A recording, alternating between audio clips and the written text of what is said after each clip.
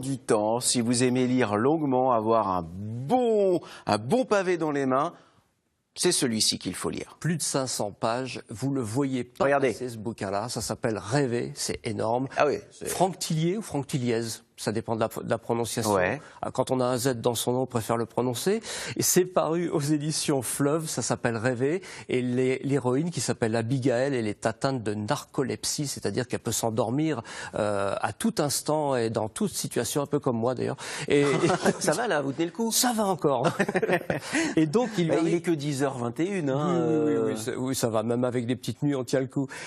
Et donc cette Abigail, elle fait des rêves ou plutôt des cauchemars qui lui font penser qu'elle a vécu des choses assez étonnantes qu'elle a oubliées. Notamment un accident dans lequel elle a perdu malheureusement sa fille et son papa qui conduisaient la voiture.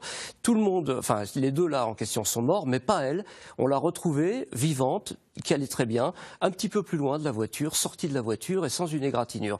Donc là, et puis elle a fait des rêves, des réminiscences bizarres par rapport à cet accident. Donc elle va partir sur les traces de sa propre enquête, de sa propre vie, et ça donne un thriller incroyable. Et vraiment, Franck Tillier est très très fort pour ça.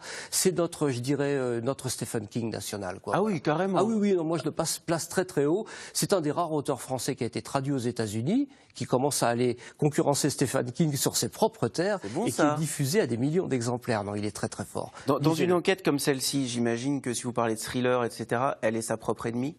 Elle est sa propre ennemie. Parce qu'en fait, je peux pas tout vous dire parce que c'est la chute du roman. Ça gratte. Elle mène son enquête contre elle-même et pour elle-même. C'est vraiment, je vous dis, c'est prenant, c'est un page-turner, comme on dit aux États-Unis, c'est-à-dire vous prenez la première page, vous êtes cuit, vous êtes obligé de la lire jusqu'au bout. C'est écrit bon, ça fait du bien, ça. Hein. C'est fabuleux, c'est extraordinaire. Ouais. Alors vous dit, allez, je lis 3 pages. Et puis on encore et encore et encore. Ah non, c'est ça. Pas. Et là, c'est ça. Ça s'appelle Rêver. Rêver, aux éditions Fleuve, et donc Fleuve Noir même, et c'est écrit par Franck Tillier. C'est un pavé extraordinaire, un thriller fabuleux. On parle de lire en poche?